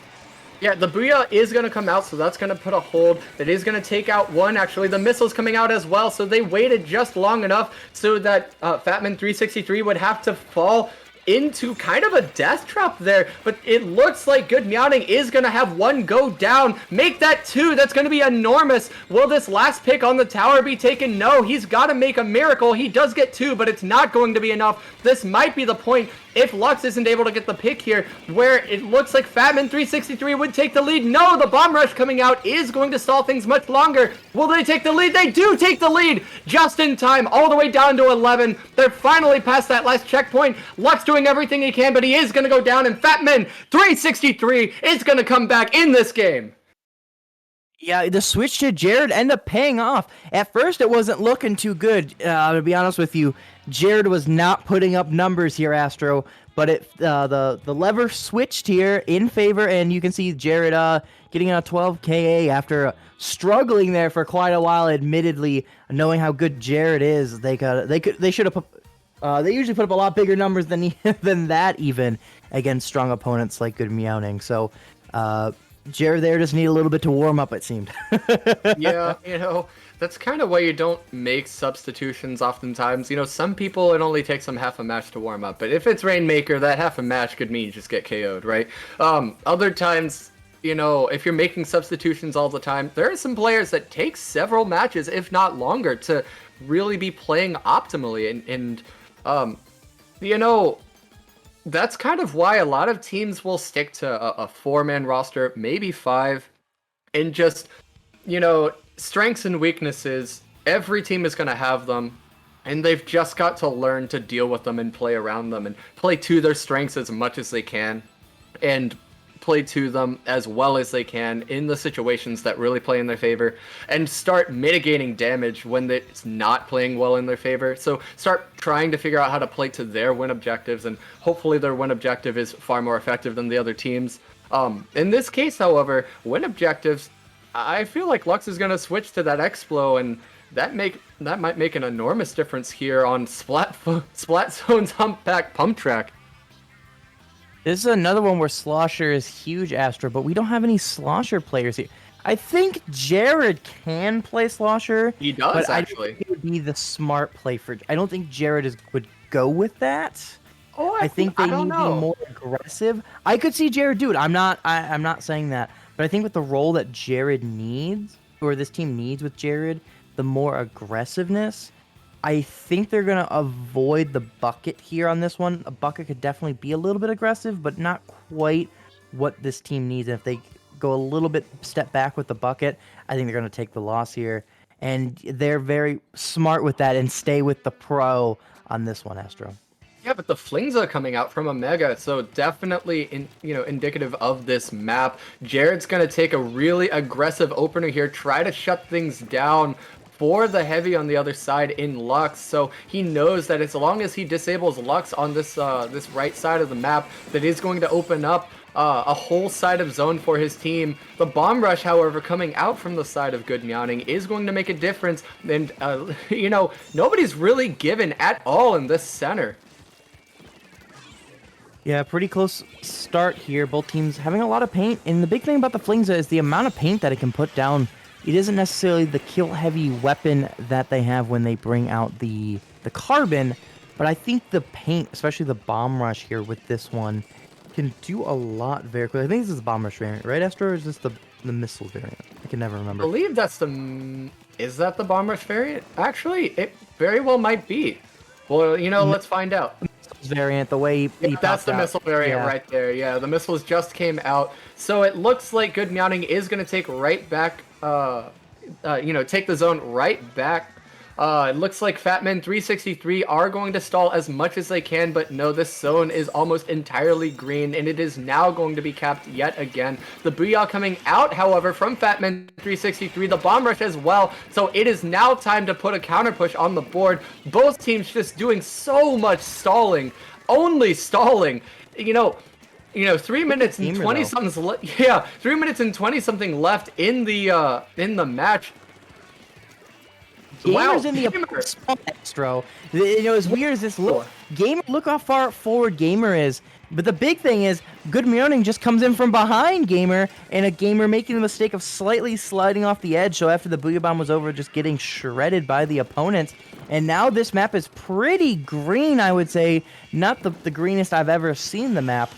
With the Booyah, though, I think this zone is going to flip for Fatman, yes, and it does flip, at least temporarily, putting on a 26-point penalty to Good Meowning. And Jared getting one, going for two!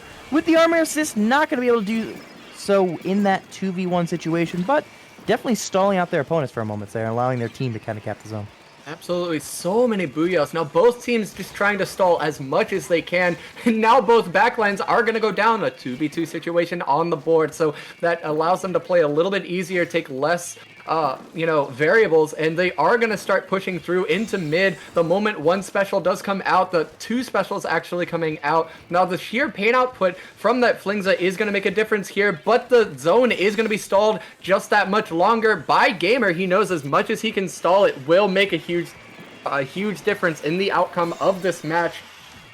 All these points that have been put on the board, the damage could have been so much worse if they hadn't stalled as hard as they did. We're going to see a jump out as well from the last two. So now Fatman 363 finally have a pink map. They can finally start trying to put the push the engagement exactly where they want it to be. The missiles coming out from Good Meowning. This is it. This is where they have to win. And if they're not able to do so, then it's going to be to no avail. Omega trying to get those missiles. He finally does. Now they know exactly where everybody on Fatman 363 are, but they have to make a comeback in this match. Will they be able to do so? We have yet to see, but the Booyah is going to come out, so they're going to have to paint over it. But yet again, another stall from the side of Fatman 363. And, they are going to go two down. Can Jared get a third? He is going to get a third. A beautiful triple by Jared is going to really open things up. So now Good Meowning only have, 30 seconds left on the match to really do anything. That's plenty of time for one last good push, but do they have too many specials? They're going to have several, actually. Here they come out. The missiles come out just a little bit too early, but the armor is going to come out. The Booyah comes out as well. Is it going to be enough? They will cap, with the bomb rush coming out from the other side, and they not going to be able to make anything of it. Oh, Omega gets a double. That's enormous. 3 down on the side of Fatman 363. Can they finally get the quad, or is it going to be too little too late? Jared falling back. He knows that he can just buy some time to get the rest of his team right back in it. They might have to expend resources on him instead of gaining more control. He is going to buy this whole side, so now they have to start looking away towards him. Lux is going to put as much as he can. That is 2 down on the left side of the map, actually. 2 over there, I mean. 3 specials on the board. Now with 4 seconds left on the map, they're trying to stall zone as much as they can, and indeed they do. All they had to do was cap it for just a few seconds. In the right few seconds, they did. Man, a really dominant comeback showing from Fatman 363. That substitution that they made with Jared is, it really is making all the difference. And Good Meowning, they haven't figured out how to play around the wind conditions that Jared allows Fatman 363 to now try to play for. You're definitely right, Astro, and bringing it to our Game 7. something we maybe didn't quite expect after the first four maps. A 3-1 situation here. Fatman 363 able to win the next two with that substitution that you talked about. Wally, a solid player, but I think Jared right now bringing that little bit extra aggression that Wally doesn't quite bring. I think that alone is bringing the difference here. And with Calamblitz, Snapper, Canal, that aggression is huge. That's exactly what you want. You want that huge amount of aggression to be able to push up towards the opponent's spawn, hold their snipe, etc. It allows your teammates to go in and just score big amounts of points. And I think here, what Good Meowning is going to have to do is they're going to have to respond with a lot of aggression themselves if they want to have the opportunity to win this one, Astro. Yeah. No, for sure. What they've been doing is typically they have been the aggressive ones, but they're now trying to play into a hold situation, but they really don't have the weapons to do so quite as effectively as they really need. Now with the aggression that Fatman 363 are bringing on the board, so they're really able to take over the map really quickly, and Good Meowning are just not effective on the retakes, especially when Fatman 363 are dictating where on the board every single engagement is going to take place. That makes an enormous difference in the map, and Lux finally switching to that ballpoint. Will it be too little too late? We know that Gamer is going to be the one that excels just a little bit more on that weapon, as Lux tends to switch tends to prefer the heavy as much as he can, but he does play an effective ballpoint nonetheless. We finally see him coming out with those beacons to try to speed things up against this much more aggressive team and make that hold a little bit harder. Will we see this left side taken here? They will have to get the pick on Jared, but it looks like Lux is going to be held off by Gamer. Will Shadow be able to get the counter pick on him? Yes, he does. I take that back. I meant Keen. He is able to get yet another couple shots on the next engagement, but he's going to have to jump out. That is going to get rid of a few clams as they just get shredded away, and yet nobody's really made any progress anywhere on the map. Pretty neutral, just kind of going around in circles here, controlling one side. Oh, no, now you have control of the other one, and then you lose the other one to your opponent that you just got. So right now, both teams about equal in clams as well. We see 12 clams on the side of Good Meowning and about 13. Well, make that about 10 here for the side of Fatman 363. So both teams here pretty even, ready to push forward, while at the same time really controlling at least some section of mid and not allowing the opponent to move up one bit. It's just so even in this one so far. With the first minute and a half, you definitely shows that we're in a 3-3 set here, Astro.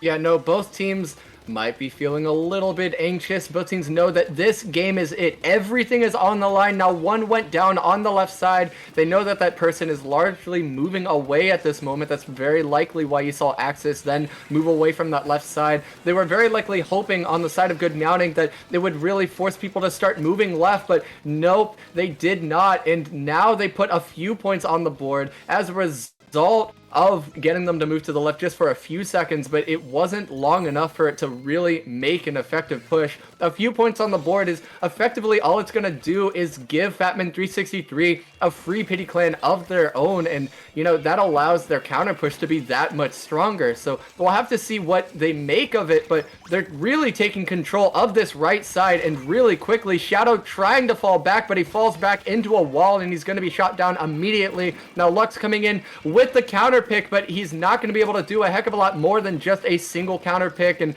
Fatman 363 buying as much time on that side of the map as they need. Lux trying to... Ooh! Was that a little bit of a teleport? Well, we are the spectators, and it does happen, but...